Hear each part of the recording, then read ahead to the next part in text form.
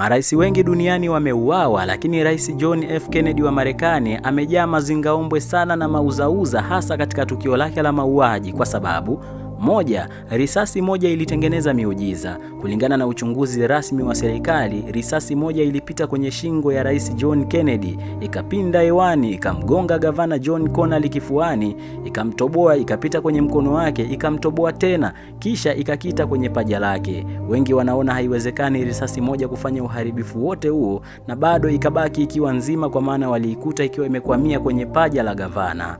2. Picha ya siri ya Babushka Reddy. Kwenye video za picha za tukio, alionekana mwanamke mmoja wa ajabu aliyevaa mtandio kichwani kama wale wa kina mama wa Urusi, hivyo akapewa jina la Babushka Reddy. Akiwa karibu sana na gari la rais, akipiga picha kwa kamera ya mkono, licha ya watu wote kukimbia baada ya mlio wa risasi, yeye alibaki akiwa ametulia akirekodi, na FBI hawajawahi kufanikisha kumtambua ni mtu gani wala kuzipata picha zake tena. 3. Lee Harvey Oswald aliuawa live kwenye TV siku 2 tu baada ya kukamatwa akiwa kama mshukiwa mkuu. Walimkamata Lee Harvey Oswald akiwa amehusishwa kabisa na tukio hilo, lakini ghafla akiwa anahamishwa kutoka katika kituo cha polisi chini ya ulinzi mkali.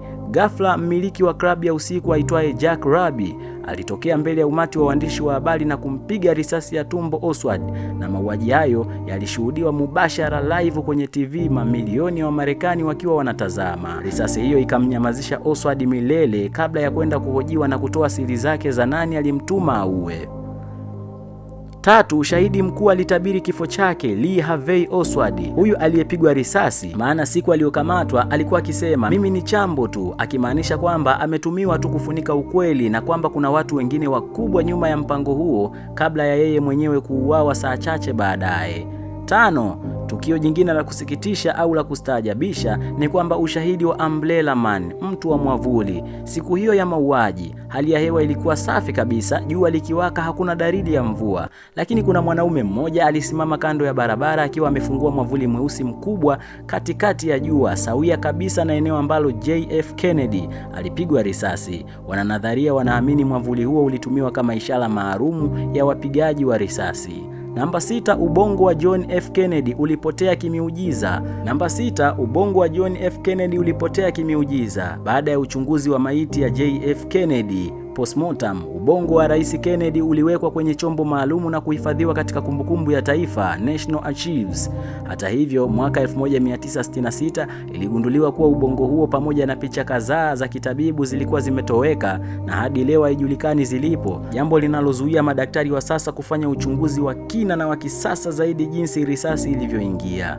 Namba 7. Vifo vya kutatanisha vya mashahidi katika miaka michache baada ya mauaji hayo. Zaidi ya watu 50 ambao walikuwa ni mashahidi, waandishi wa habari waliomhoji Oswald na watu walio karibu na uchunguzi, wote walikufa vifo vya ghafla tena vya kutatanisha kama vile ajali za gari, kujiua kwa mashaka, magonjwa ya ghafla na kadhalika, jambo lililozua hofu, na kwa kuwa yoyote aliyejaribu kuonekana anaujua ukweli alinyamazishwa.